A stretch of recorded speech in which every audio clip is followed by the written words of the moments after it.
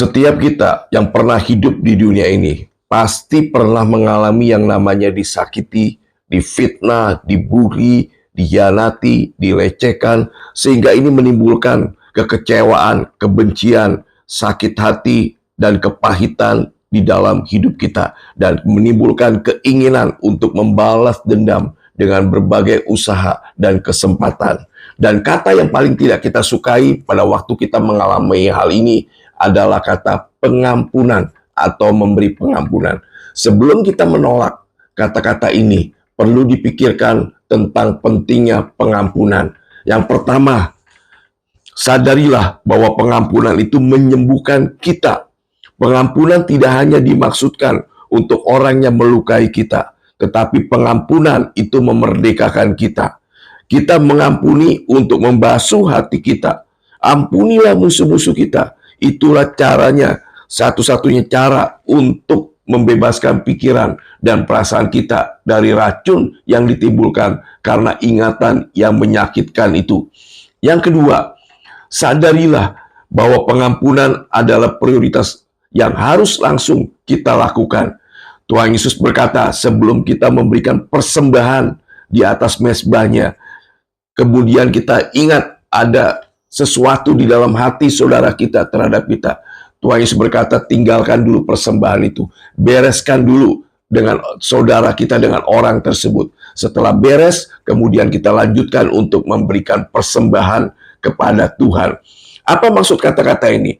Maksud kata-kata ini adalah semua perbuatan baik yang kita lakukan di dalam nama Tuhan tidak ada artinya sampai kita memutuskan akan membereskan sikap kita yang belum mengampuni.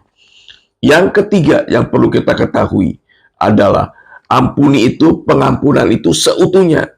Tuhan Yesus berkata, kita harus mengampuni 70 kali 7 kali.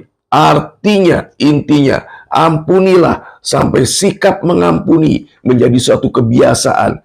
Jangan sekali lagi menghitung-hitung pelanggaran orang lain. Jika ada orang yang berbuat dosa terhadap kita atau menyakiti hati kita, ampunilah dia dan teruslah mengampuni. Kita tidak perlu menjadi orang yang selalu diinjak-injak, tetapi kita harus mengampuni seutuhnya, selengkapnya, dan tak henti-hentinya. Dan kalau kita memberikan pengampunan, maka tidak ada lagi yang menggerogoti energi tubuh, dan tidak ada lagi yang menguasai perasaan, membuat kecerdasan kita tumpul maupun rohani kita sakit. Dan yang keempat, sadarilah bahwa pengampunan bukan satu pilihan. Pengampunan bukan sesuatu yang dapat kita lakukan jika kita merasa sudah baik dan sudah siap untuk memberi pengampunan. Tuhan Yesus menjelaskan bahwa jika kita memilih untuk tidak mengampuni orang lain, Ia pun tidak dapat mengampuni kita.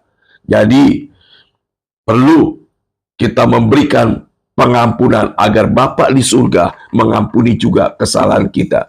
Dan yang terakhir, yang kelima, sadarilah bahwa pengampunan adalah satu tindakan yang lahir dari kemauan kita, bukan emosi kita. Jika kita menunggu sampai kita merasa siap, merasa ingin mengampuni, jangan-jangan sudah ada kepahitan yang menghanguskan, menghancurkan hidup kita. Jadi ambillah segera keputusan untuk mengampuni orang yang berbuat salah dosa kepada kita. Karena itu yang diingini Tuhan, yang menyembuhkan kita dan menjadi berkat buat kita sendiri juga. Tuhan Yesus memberkati.